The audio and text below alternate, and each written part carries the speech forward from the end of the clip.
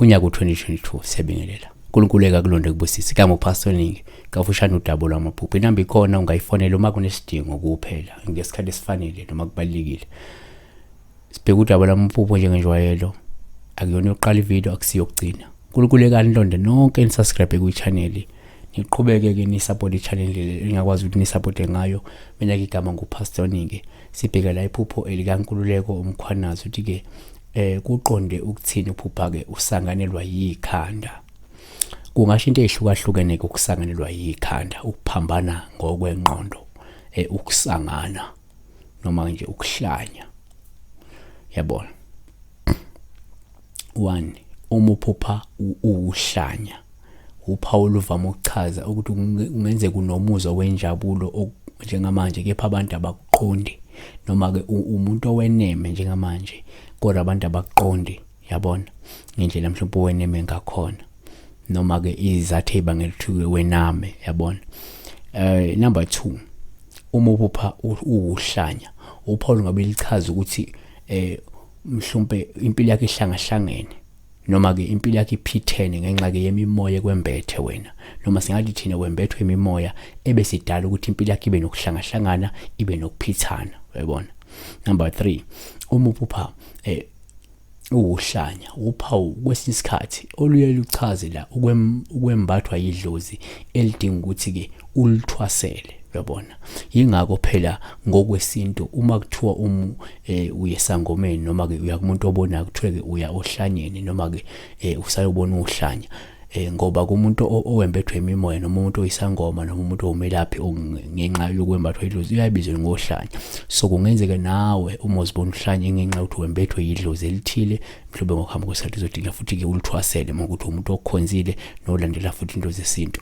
Number 4, uma uphupha uwuhlanya, uphawu ke olungabe lube sexwayiso nolusho ukuthi mhlawumbe kumele mhlawumbe ulungise indlela zakho ukuze mhlawumbe ungehlelwa isiqalekiso noma ke ulaka likaNkulunkulu ngenxa yesiphambeko zakho. uDeuteronomy 20:28 ke the Lord will strike you with madness and with blindness and with astonishment of heart.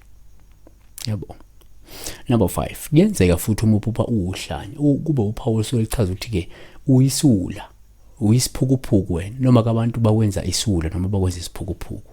Ecclesiastes 7:25 ithi ke I turned around and my heart sought to know and to search out and to seek wisdom and the scheme of things and to know that wickedness is stupidity and that foolishness is madness. Number 6, kuyenzeka ke futhi uma uphupha uwuhlanya kube uphawu nje suke lichaza ukuthi ke usuqala ukuziphatha ngendlela engaqondakali futhi engumsangano mhlawumbe ngenxa ke yokukhululeka ngokweqile, mhlawumbe yokuhlakanipha kanye nokuphapha, yabona.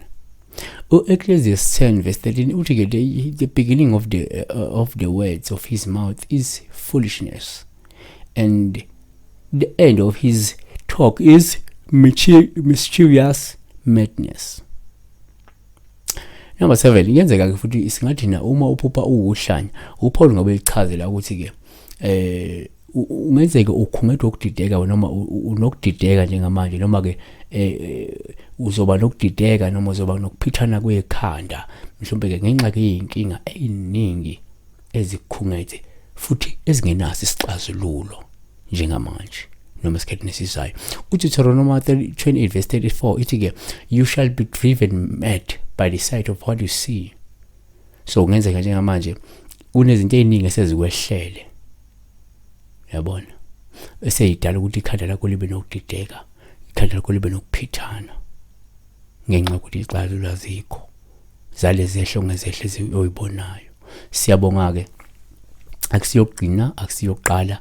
Like le video bese like amavideo esenzile esikhathini esendlule. uNkulunkulu mekakulonde. Ungakhohlwa ukusubscribe, ungakhohlwa ukuthi ke uyisupport i-channel financially ngama resources, ngemkhuleko nangokunye ongakwazi ukuthi ke uyisupport ngakhona. Siyabonga. Kuleka kuyo Jesu